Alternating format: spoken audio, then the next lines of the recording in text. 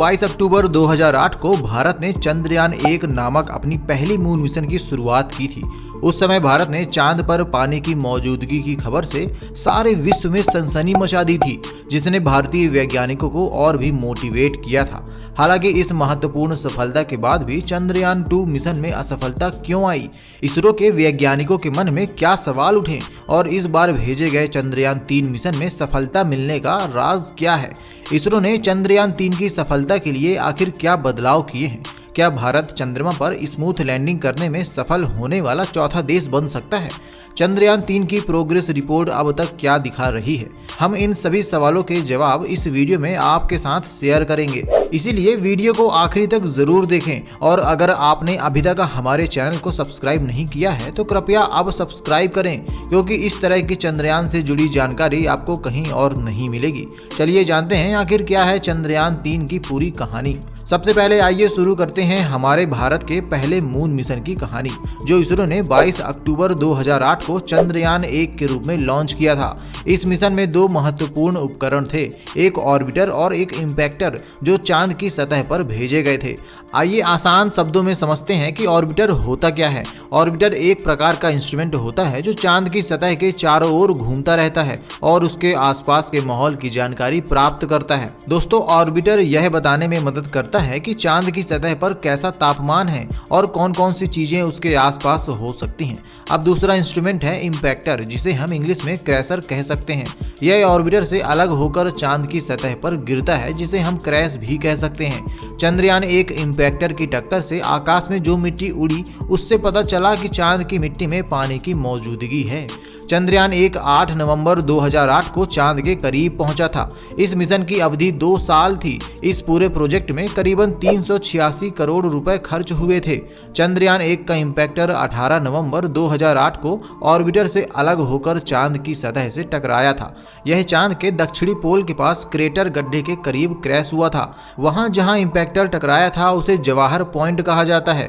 चंद्रयान 1 में high resolution remote sensing उपकरण थे और जब इम्पैक्टर चांद की सतह से टकराया तब उसकी मदद से चांद की मिट्टी में पानी की मौजूदगी का पता चला। दोस्तों, चंद्रयान 1 की सफलता की प्रशंसा दुनिया भर में की गई थी और उसी से प्रेरित होकर इसरो ने अपने दूसरे मिशन चंद्रयान 2 को 22 जुलाई 2019 को लॉन्च किया था। इस बार इसरो के वैज्ञानिक बड़े मिशन की ओर आगे बढ़ रहे थे, क्योंकि उन्हें इस बार लैंडर को चांद की सतह पर टकराने की जरूरत नहीं थी, बल्कि उसे चांद की सतह पर आसानी से लैंड करानी थी। इस लैंडर का नाम विक्रम रखा गया था और उसकी स्मूथ लैंडिंग ही सबसे बड़ी चुनौती थी, क्योंकि अगर विक्रम लैंडर चांद की सतह पर स्मूथ तरीके से उतरता तो उसके अंदर रखे गए रोवर नामक यंत्र को चांद की सतह तक पहुंचाना था। रोवर एक प्रकार का रोबोटिक इंस्ट्रूमेंट होता है जो चांद की सतह पर जाकर वहां की जरूरी जानकारी प्राप्त करता है। चंद्रयान 2 का लक्ष्य था कि वह चांद की साउथ पोल हिस्से पर उतरे, जिससे वो देख सके कि क्या चांद की साउथ पोल पर बर्फ है या नहीं। इसके साथ ही रोवर, जिसका नाम प्रज्ञान रखा गया था, उसके द्वारा और भी कई सवालों के जवाब प्राप्त किए जा सकते थे। लेकिन अनफॉर्चुनेटली लैंडर चांद की सतह पर स्मूथ तरीके से नहीं उतर सका, क्योंकि उसका संपर्क इसरो से महज 15 मिनट पहले ही टूट गया था और लैंडर क्रैश हो गया। इस क्रैश के कारण लैंडर और रोवर दोनों टुकड़े टुकड़े हो गए और इसके कारण चंद्रयान 2 का मिशन आज भी अधूरा माना जाता है। इस अधूरी सफलता को पूरा करने के लिए इसरो के लिए चंद्रयान 3 को सफलतापूर्वक पूरा करना और भी अधिक महत्वपूर्ण हो गया था। चंद्रयान 2 की असफलता के बाद इसरो पर कई सवाल उठे थे, इसलिए उन्हें खुद को प्रेरित करने और भारतीय जनता का आत्मविश्वास पुनः प्राप्त करने की आवश्यकता थी। पर जैसा कि हम देख रहे हैं, इस काम को पूरा करना उतना भी सरल नहीं है। सबसे पहले हमें जानने की आवश्यकता है कि चंद्रयान 2 का मिशन असफल क्यों हुआ था। दोस्तों, पहले हमने जाना कि ऑर्बिटर क्या होता है, जो चांद की सतह के चारों ओर घूमता रहता है। अब जब लैंडर को चांद की सतह पर उतारा जाता है तो वह चांद की ऊपरी सतह पर पहुंचता है। यहाँ हमें चांद की साउथ पोल हिस्से में उतरना था, जहाँ सूरज की किरणें पहुंचती ही नहीं है, इसीलिए वहाँ का तापमान -230 डिग्री तक हो सकता है। यहाँ की मुश्किल यह है कि इतनी ठंड में इलेक्ट्रॉनिक उपकरण काम करना बंद कर देते हैं, लेकिन मुश्किल यहाँ पर समाप्त नहीं होती। जब मंगल ग्रह पर लैंडर को उतारा जाता है तो वहां पर एटमॉस्फेयर मौजूद होता है जो लैंडर की स्पीड को कम कर देता है। वहां पर पैराशूट की मदद भी ली जा सकती है, लेकिन चांद पर ऐसा कुछ नहीं होता और लैंडर को तय किए गए समय पर लैंड करना होता है, जिससे उन्हें कंट्रोल करना बेहद मुश्किल होता है। इसके अलावा चांद की सतह पर कई बड़े बड़े गड्ढे मौजूद हैं जिन पर लैंडर की स्मूथ लैंडिंग करना बेहद मुश्किल होता है। इन गड्ढों पर लैंडर को तस्वीर लेकर देखकर खुद ही उतरना होता है, क्योंकि चांद की सतह की तस्वीर लेने के लिए वह अपनी गति को कंट्रोल नहीं कर पाता। इसीलिए चंद्रयान 2 चांद की साउथ पोल की सतह पर लैंडिंग करते ही टुकड़े टुकड़े हो गया था, क्योंकि वहां की पथरीली और गड्ढों से भरी जमीन पर वह अपनी स्पीड को संभाल नहीं पाया था और जोर से टकराने की वजह से मिशन असफल हो गया। अब शायद आपको अंदाजा हो गया होगा कि चंद्रयान 3 को बनाते वक्त इसरो के वैज्ञानिकों ने कितनी मेहनत की होगी। उनके लिए सबसे बड़ा चैलेंज था इस मिशन को 4 सालों में फिर से तैयार करना, और वो भी पिछले मून मिशन से बेहतर टेक्नोलॉजी के साथ, क्योंकि इस बार उन्हें खुद को साबित करना था कि भारत वो पहला देश बन सकता है जो चांद की साउथ पोल की सतह पर स्मूथ लैंडिंग कर पाया है।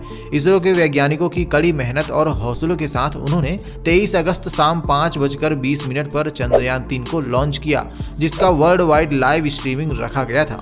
ये लाइव स्ट्रीमिंग यूट्यूब, फेसबुक और इसरो की साइट पर भी देखा जा सकता था, जिसे उस वक्त लाखों करोड़ों लोग देख रहे थे और अपने भारतीय होने पर गर्व भी कर रहे थे। दोस्तों, हमने ऑर्बिटर, लैंडर और रोवर के काम के बारे में आपको बता दिया, जिसे इसरो के वैज्ञानिकों ने कुछ स्पेशल नाम दिए हैं जो इस प्रकार हैं: विक्रम, प्रज्ञान और रोवर। इस बार प्रज्ञान रोवर ने सक्सेसफुली चांद की साउथ पोल पर लैंडिंग की है, जिससे भारत वह पहला देश बना है जो इस साउथ पोल पर स्मूथ लैंडिंग कर पाया है।